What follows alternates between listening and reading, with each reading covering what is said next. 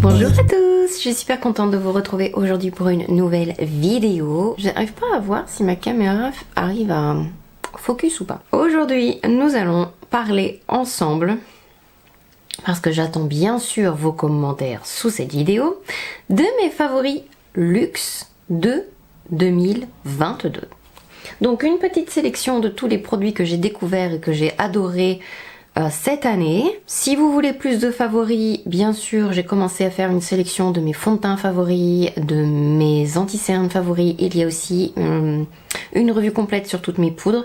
Donc voilà. Ah, et il y a mes primers aussi, donc n'hésitez pas à aller taper sur la barre de recherche de ma chaîne pour voir tout ça et découvrir tous les produits que j'aime dans ma collection de maquillage. On va commencer donc en premier. J'ai des fonds de teint à vous montrer que j'ai découvert cette année.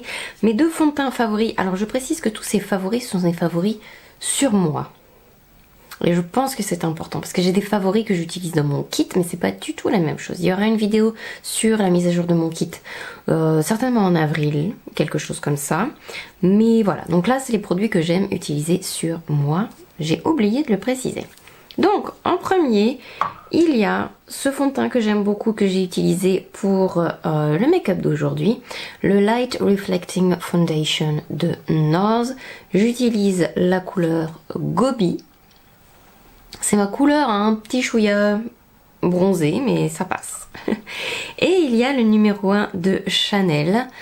C'était une folie que d'acheter ce fond de teint en début d'année, mais c'est une vraie merveille. Et si vous avez le budget, je sais que c'est un peu cher, mais bon, en même temps, on est dans les favoris luxe, donc c'est un fond... En fait, ces deux fonds de teint sont vraiment merveilleux si vous avez la peau mixte, avec un peu de sécheresse, et la peau qui commence à être mature ou même qui est mature.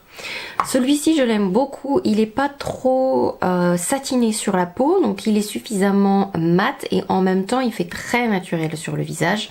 Il bouge pas, ou très peu, je tiens à préciser. La texture est fine, il est moins crémeux que le Chanel. Et il fait un peu plus mat que l'autre, tout en étant lumineux et tout en ne marquant pas les imperfections ni les ridules, etc. Celui-ci est un tout petit peu plus hydratant et en même temps il tient quand même très bien. Ce fond de teint me fait une peau de folie à chaque fois. Je vous invite à voir les deux vidéos en détail de ces deux fonds de teint, mais je les adore et j'ai adoré les utiliser et je continue même à les utiliser. J'ai prévu en ce début d'année... J'ai mon café. J'ai prévu en ce début d'année de vous montrer un peu, on va faire un tri de tout ça là derrière, de ma collection personnelle. Et ces deux fonds de teint vont rester. Dans l'ordre et pas dans l'ordre, il y a un correcteur qui est sorti cette année de chez NARS et qui est fantastique. Il est pêche orangé, il est très bien pour les cernes prononcées bleutées. Donc c'est le Radiant Creamy Color Corrector de NARS. Il en faut, alors moi j'ai plusieurs couleurs parce qu'à vrai dire je l'apprécie tellement sur moi que je l'ai aussi mis dans mon kit. Des fois il y a des exceptions. Donc j'ai light et medium. J'aime l'utiliser en mélange un petit peu avec... Ah, j'ai un truc dans l'œil, avec mon anti-cerne. Il y a certains correcteurs où vous pouvez tapoter sur votre anti-cerne si vous voyez qu'il manque un petit quelque chose. Celui-là, c'est mieux de le mélanger ou de le mettre avant quand même. Mais il est vraiment top et il ne fait pas filer quoi que ce soit. Mais c'est vraiment juste... il en faut pas beaucoup. Je tiens à le dire. Après, il est pas... Vous avez certains correcteurs qui sont un petit peu hydratants, un petit peu machin. Lui, il fait bien son job. Un petit peu couvrant, pas trop hydratant, pas matifiant non plus, donc pas desséchant. La couleur est très bien et il en faut pas beaucoup. J'aime beaucoup. J'ai testé pas mal d'anti-cernes cette année. Ça a été très compliqué de choisir. À un moment, j'en ai aimé un, je l'ai plus aimé, je l'ai aimé, je l'ai plus aimé, etc. Et finalement... il y en a quand même deux qui me plaisent beaucoup. Donc il y a d'abord le Faux Filter de Huda Beauty et il y a le Beautiful Skin Radiant Concealer de Charlotte Tilbury. Alors, Je dirais que vos choix par rapport à ces anti-cernes, parce que je les utilise pas forcément, voilà. Quand j'ai besoin d'un quelque chose un peu plus radieux, hydratant, que je vais peu poudrer, qui bouge. Alors il est, je trouve qu'il file très peu. Après il faut rester quand même très objectif et vous dire qu'un anti-cerne va filer un tout petit peu. C'est une zone très très fine. Si vous avez beaucoup de ridules, etc., il va filer potentiellement un petit peu. Après, il faut voir la différence entre la pure catastrophe et qu'il a juste filé un petit peu de ce qui est normal et pas grave. Vous voyez? Donc voilà. Il a une très très bonne tenue. Et j'aime beaucoup le résultat sous les yeux. Il a une couvrance légère à moyenne. Elle est moyenne. Moyenne moins. Ouais, de toute façon, j'utilise très très peu d'anti-cerne très très très couvrant. Mais j'aime beaucoup ce côté frais qu'il a sous les yeux, radieux. Et je le préfère presque quand il n'est pas poudré. Donc si vous avez la peau plus sèche, il est très très bien. La texture est un petit peu épaisse. Ça peut surprendre. Enfin, et j'aime beaucoup cet anti-cerne. Je l'ai utilisé là aujourd'hui, j'aime beaucoup beaucoup. Ensuite, vous avez le faux filter. Alors lui, il est un peu plus... Je vais peut-être vous swatcher les deux.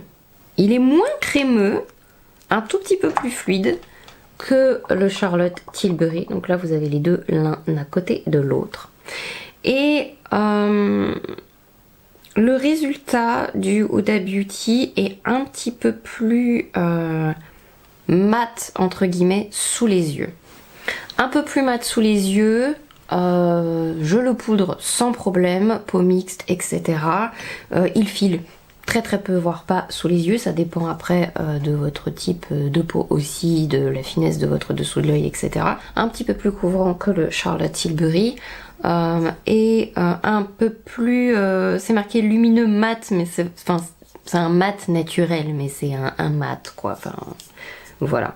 Après c'est pas un mat desséchant non plus. Enfin, j'adore ces deux anti-cernes là. Et j'ai redécouvert en 2022. Je sais pas si la marque l'avait arrêté, mais en tout cas ils ont refait le packaging. Certainement peut-être reformulé, mais le nom me dit quelque chose. Je crois que je l'avais déjà acheté. Donc c'est la poudre compacte fixante réfléchissant la lumière, la Light Reflecting Setting Powder. Excellente, excellente poudre. Si vous souhaitez poudrer sans que ça fasse poudrer. Il y a des petites... j'adore l'utiliser pour les peaux plus sèches. J'adore l'utiliser pour moi quand... par exemple, quand j'ai utilisé le Huda Beauty, je suis quelqu'un... Je dois poudrer. Enfin, c'est... Voilà, je dois poudrer. Donc, du coup, poudrer sans poudrer, ça, c'est très très bien. Et ça fait une belle lumière sur le visage. Vous voyez, on swatch... Il y a très très peu de poudre sous les doigts. On a presque l'impression qu'on ne met rien, mais si vous poudrez quand même. Moi je suis team poudre. Donc voilà, je poudre tous les types de peau, je poudre tout le monde. C'est voilà. Peau sèche, celles qui font de la rosacée. Si vous trouvez que votre anti-cerne a besoin d'un petit coup de pouce, mais que vous n'aimez pas l'effet poudré, cette poudre est vraiment vraiment géniale. J'aime beaucoup. On la regarde, on a l'impression qu'il y a des petites nacres, mais sur le visage, ça, on ne voit pas qu'il y a des nacres. Ça fait pas comme... j'ai pas d'exemple là tout de suite. La poudre de Charlotte Tilbury où il y a un petit peu de nacre, la poudre libre, la Genius Magic. Vous avez aussi l'une des dernières poudres de Make Up Forever, mais je me souviens plus le nom, mais bon voilà, là on voit un petit peu des nacres à l'intérieur. Ensuite, palette pour le teint, il y a les palettes qui sont sorties à Noël pour les fêtes de Hourglass. J'ai la éléphant et la tigre. J'ai très envie d'avoir la papillon aussi, mais est-ce bien raisonnable? Je suis pas sûre. Vous avez des blushs et des bronzers. C'est la qualité Hourglass dans un packaging en plus super joli. Alors là par contre effectivement vous allez voir ce côté un peu lumineux avec les poudres un peu... ça fait comme du fine nacre. Il faut aimer ça. Faut pas avoir la peau grasse et détester avoir la peau hyper glowy et tout. Mais si c'est votre truc, c'est merveilleux. Il y a de belles poudres à l'intérieur, un très joli bronzer, il y a des blushs Très très très joli. J'adore les blushs marbrés là de chez Hourglass. Enfin, c'est un peu métallique comme boîte de conserve, vous voyez. Mais j'adore le packaging. Bronzer, il y en a deux parce qu'il y en a un crème et un poudre. Alors celui-ci, il faut faire attention parce que si vous avez la peau sèche, vous n'allez pas l'aimer. Donc c'est le Charlotte Tilbury crème éclat bronzante, la Beautiful Skin Sunkissed Glow Bronzer. Donc c'est un peu une crème poudre. Si vous avez la peau sèche, il va être quand même un peu plus difficile à estomper sur votre visage. Donc à la limite, il faut faire l'inverse. C'est-à-dire appliquer ça d'abord et après vous aider avec votre fond de teint pour le travailler sur les contours, sur les bords quoi. Il est pas... En fait, c'est pas qu'il l'accroche, mais c'est qu'il est un tout petit peu plus difficile à étaler sur les zones sèches comme c'est un crème poudre. Après, il a une excellente tenue. Si vous avez la peau mixte et la peau grasse, il est merveilleux. J'adore la couleur du fer, donc du numéro 1. Je trouve que sur moi, ça fait très joli.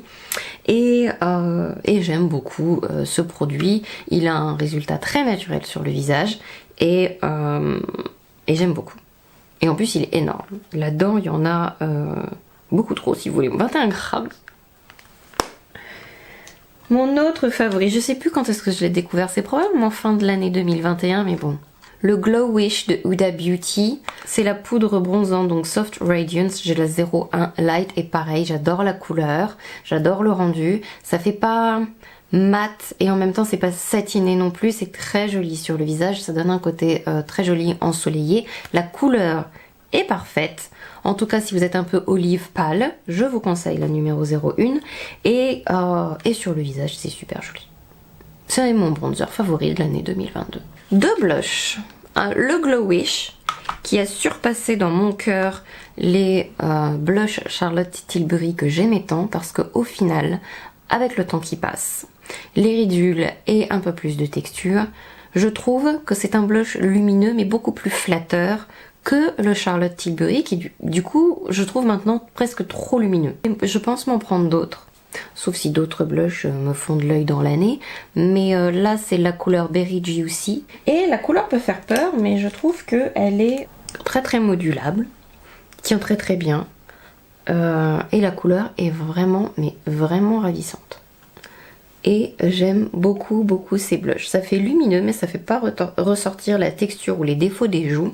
Et en même temps vous avez l'air super fraîche. Le deuxième blush que j'ai découvert, alors c'est pas une nouveauté de 2022 mais moi je l'ai découvert en 2022, c'est les Glow Play Blush de MAC. Et ces trucs sont des merveilles. C'est un hybride entre une poudre, une crème.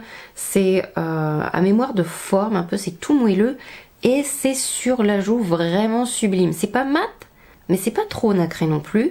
Et c'est juste super frais. On est entre un crème et une poudre. Enfin, c'est génial. Le packaging est génial et le produit est génial. Moi, j'ai la couleur Cheer Up. Et je pense que je vais faire une commande d'autres couleurs. Et c'est trop joli sur... c'est trop joli sur les joues. Fait pas ressortir la texture. Ça se travaille très très bien. Vous pouvez poudrer ou pas par-dessus. Vous pouvez l'appliquer sur de la poudre, même si c'est un produit qui est légèrement crème poudre. Merveilleux. Donc ça c'est fait. On va passer au sourcil. Mon produit sourcil préféré. Alors c'est assez surprenant mais il a un peu grandi en moi au fur et à mesure de l'année 2022. C'est le crayon de chez Charlotte Tilbury. Le Brow Cheat. Alors je l'aime parce qu'il est un peu en triangle. Mais vraiment très fin. Avant j'étais une adepte des embouts un peu triangulaires. Mais ils sont toujours un peu gros. Alors c'est facile d'utiliser. Mais celui-ci du coup avec une taille réduite est encore mieux. Et surtout, j'aime bien la texture de ce crayon. Il y a un peu de cire dedans, mais ce qu'il faut pour que ça marque, pour que ça s'estompe bien, pour que ça tienne bien. J'aime beaucoup. Et si ça vous intéresse, j'ai la couleur Natural Brown, châtain naturel. Magnifique couleur en plus. Alors si vous voulez ma sélection des meilleures palettes, je vous mets ça en barre d'infos. Je l'ai faite en septembre. Je l'ai faite en décembre. Donc voilà, si vous voulez une meilleure palette, la vidéo est déjà faite. En tout cas, en fard à paupières, j'ai adoré, kiffé, in love, total, des, je sais plus comment ça s'appelle, Eyes to Mesmerize de Charlotte Tilbury. Les fards crème les versions un peu satinées. Alors sur mes yeux, moi là aujourd'hui j'ai utilisé la couleur Oyster Pearl qui est une de mes favorites. Et c'est facile à utiliser, super joli sur les yeux, rapide, vous n'avez besoin que de ça, ça tient très très bien. Si vous avez la paupière un peu grasse, vous pouvez mettre une base en dessous, poudrer un petit peu ou poudrer juste vos paupières. Et ça tient très très bien, facile à étaler, les rendus sont magnifiques, j'adore les reflets, j'adore tout court, j'adore ce produit. Tellement que j'en ai plusieurs. Et que certainement j'en aurai d'autres. Eyeliner favori, les eyeliners de chez Martine, j'arrête pas de vous en parler donc je vais pas m'étaler dessus. J'adore la pointe, j'adore les couleurs. J'adore sa facilité d'utilisation, la flexibilité, la longueur, la finesse de la pointe qui ne se déforme pas. C'est un embout un peu mousse et tellement facile à utiliser et sa durée de vie est très très longue. Ensuite j'ai des petites sélections lèvres et je dois dire que j'en ai plus que prévu. Je sais pas pourquoi. En premier, alors je vais peut-être vous montrer celui que j'ai. Alors c'est pas un produit que j'ai découvert en 2022, mais il a grandi en moi en 2022 comme disent les Américains. C'est les Crushed Liquid Lip de Bobbi Brown. Je l'ai eu fin année 2021 et en fait c'est bien cette année que je l'ai le plus utilisé. Je sais pas si je l'ai mentionné dans mes favoris de l'année d'avant, donc en 2021, mais j'adore la texture, j'adore l'applicateur. Alors c'est pas, c'est longue tenue, mais c'est pas non plus sans transfert, hein, ça reste un rouge à lèvres liquide, voilà. Il est fin sur la bouche, j'aime beaucoup la texture, il colle pas, il tient bien, et j'aime beaucoup le rendu sur la bouche, ça fait pas trop brillant, mais ça fait un joli rouge à lèvres, j'aime beaucoup. Je l'ai découvert plus vers la deuxième partie de l'année, le Fenty It. Mon préféré c'est le Fenty Glow It. Je vous en ai parlé plein de fois aussi, mais c'est un magnifique gloss qui est repulpant, il lisse la bouche. Alors vous n'allez pas avoir une bouche botoxée, mais ça picote pas longtemps et ça lisse les ridules de la bouche et ça fait vraiment une belle bouche et j'aime beaucoup la couleur. Donc ça, magnifique. Ceci aussi absolument merveilleux, les Absolus Rouge Drama Ink avec leur applicateur tout rigolo. C'est un rouge à lèvres liquide qui fait mat et en même temps c'est un mélange avec une encre, donc en fait il est vraiment sans effet matière, effet cracra, avec une longue tenue, fin, j'adore les textures fines, vous le savez. Et c'est vraiment, c'est un mélange entre un rouge à lèvres liquide mat et une encre. Au niveau de la finesse, ça tient très très bien. J'adore. Et l'applicateur est hyper pratique pour l'appliquer. Donc voilà, j'adore ces produits. Et en dernier, il y a les Afterglow Balm, les baumes à lèvres brillants. Alors je vous montre parce que j'ai plein de mini et j'ai aussi un gros format, donc je vais vous montrer le format normal quand même. Alors c'est un baume à lèvres coloré et très brillant et pourtant pas avec une texture épaisse, c'est-à-dire que c'est fin, ça hydrate les lèvres.